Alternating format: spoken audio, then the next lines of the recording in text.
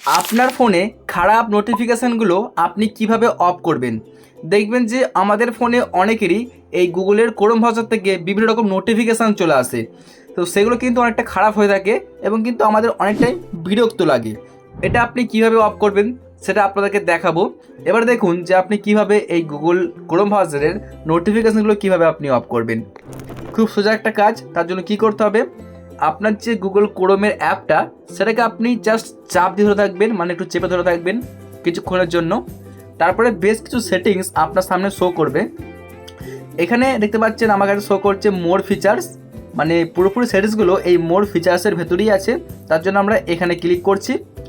এরপর দেখবেন এখানে সেটিংসটা অ্যাপস ইনফোতে আপনাকে ক্লিক করে দিতে হবে।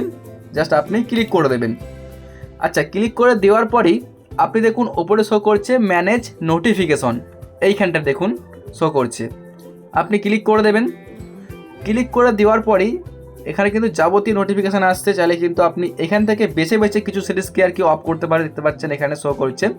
তো আমরা কিছু করবো না, জাস্ট এটাকে অ্যালাউ নোটিফিকেশান যেটা আছে সেটাকে আমরা এইভাবে ক্লিক করে অফ করব। তো এটা কিন্তু আমার বাই ডিফল্ট অফ করাই থাকে, শুধুমাত্র দেখানোর জন্য আমি এটাকে অন করেছিলাম। আপনাকে জাস্ট এই সিরিজটিকে এখান থেকে অফ করতে হবে, ঠিক আছে। তো জাস্ট আপনি এভাবে অফ করে দেবেন, তাহলে কিন্তু আপনার সমস্যার সমাধান হয়ে গেল। আর কোনো রকম খারাপ বা বাজে নোটিফিকেশান আপনার সামনে আসবে না এবং আপনি বিরক্তও হবেন না। এই ছিল আজকের ভিডিও। যদি ভিডিওটি ভালো লেগে থাকে আপনাদের রিকোয়েস্ট করব চ্যানেলটিকে সাবস্ক্রাইব করুন, কারণ আমরা এইরকমই হেল্পফুল ভিডিও আপনাদের জন্য আপলোড করি। আর অবশ্যই ভিডিওটি আপনারা শেয়ার করতে পারেন। ভিডিওটি দেখার জন্য অনেক অনেক ধন্যবাদ।